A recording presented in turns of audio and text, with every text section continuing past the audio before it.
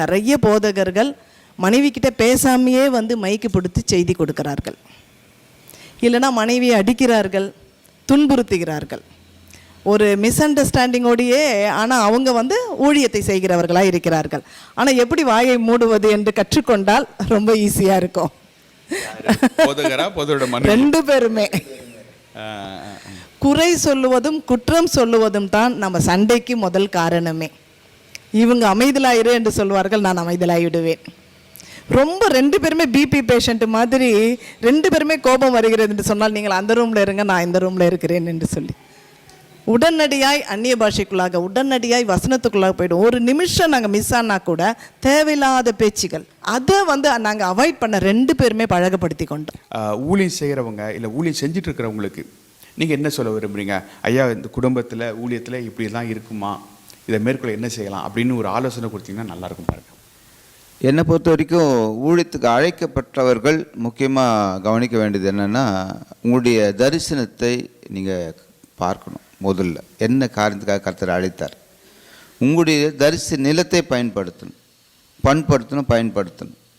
இதை நீங்கள் சரியாக பண்ணிங்கன்னா கர்த்தர் சரியான ஒரு விதைகளை கொடுப்பார். அதை முளைக்க வைத்து 30, 60, 100 பலன் தருவார். ஒன்று.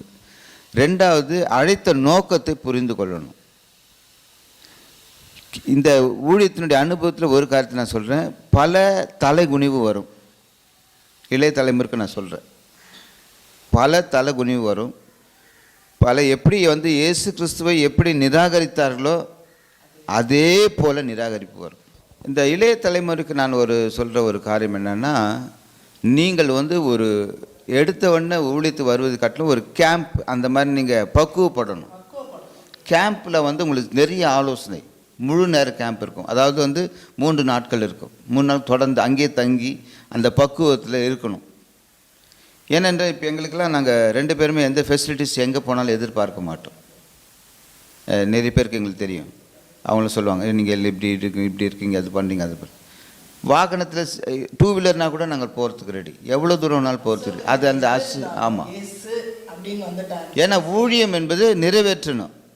எங்களுக்கு என்னென்னா 2 பேர்கிட்ட ஒரே ஒரு காரியம் என்னென்னா, நாங்கள் ஒரு ஊருக்கு போய் ஜெபம் பண்ணதுக்கு, மெசேஜ் கொடுத்ததுக்கு, டெலிவரன்ஸ் பண்ணதுக்கு ஒரு முகாந்தாரம் இருக்கணும். அப்படி இல்லைன்னா இந்த ஊழியம் தேவையில்லைங்க.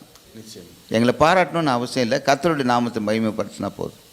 அந்த ஒரு கான்செப்ட் தான் எங்களுக்கு எப்பவுமே. அதே போல் தான் இந்த இளைய தலைமுறைக்கு நான் சொல்கிறேன், நீங்கள் எடுக்கிற அந்த ஊழியங்கள் கர்த்தருடைய நாமம் மட்டுமே மகிமைப்படணும். அந்த மகிமையில் நீங்கள் ஓடினார்கள், உங்கள் ஓட்டம் ரொம்ப நல்லா இருக்கும். இதை பார்க்குறவங்களுக்கும் கேட்குறவங்களுக்கும் ரொம்ப பிரயோஜனமாக இருக்குன்னு நான் நம்புகிறேன்.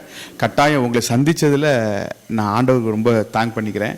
அதே போல் இந்த பொன்னான வாய்ப்பை தந்த அருமையான அண்ணன் செலின், பிரைஸ் எவாஞ்சலிக்கல் மினிஸ்ட்ரியோடைய ஸ்தாபகர் அவர்களுக்கும், விசேஷ விதமாக நம்ம கூட இணைந்து அந்த கைடன்ஸ் பண்ண அருமையான ஷாரன் டிவி ஜஸ்டின் அண்ணனுக்கும் உள்ளத்தின் ஆழத்தின் நன்றிகளையும் வாழ்த்துக்களையும் தெரிவித்துக் கொள்கிறேன். உங்கள் செய்திகளும் உங்களுடைய வார்த்தைகளும் உங்களுடைய சாட்சிகளும் அநேகரை புதுப்பிக்கும் அப்படின்னு சொல்லி நம்புகிறேன். நிச்சயமாக உன் ஆகாரத்தை தண்ணீர் மேல் போடு, அநேக நாட்களுக்கு பின்பு அதன் பலனை காண்பாயின்னு சொன்ன மாதிரி இன்றைக்கி நீங்கள் விதைச்சிட்டிங்க. கட்டாயம் இதற்கான பலன் நம்முடைய கண்களை சேரணும், எந்த சந்தேகம் இல்லை.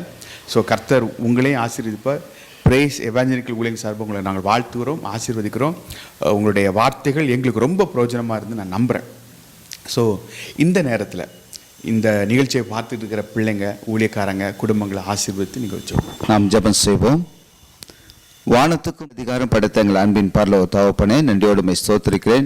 ஆண்டவரே, கேளுங்கள் அப்போது உங்களுக்கு கொடுக்கப்படும், தட்டுங்கள் யாவும் திறக்கப்படும் என்று சொன்ன தேவன், இதோ இந்த டிவி நிகழ்ச்சியில் பார்த்து கொண்டிருக்கிற இந்த குடும்பத்தை கர்த்தருடைய கருத்தை நாங்கள் ஒப்புக்கொண்டு செபிக்கிறோம்.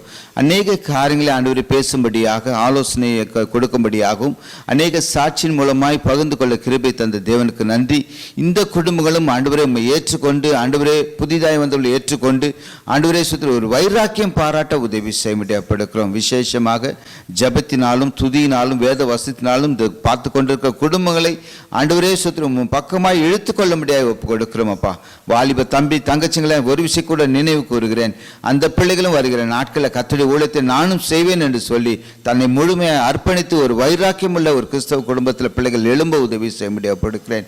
அநேக குடும்பங்கள் ரட்சிப்பும் மீட்பும் அடைய உதவி செய்ய முடியாய் பிதா குமாரன் பரிசுத்தாவின் நாமத்தால ஆசீர்வதித்து ஜெபிக்கிறேன் எங்கள் ஜீவன் நல்ல பிதாவே. ஆமென்.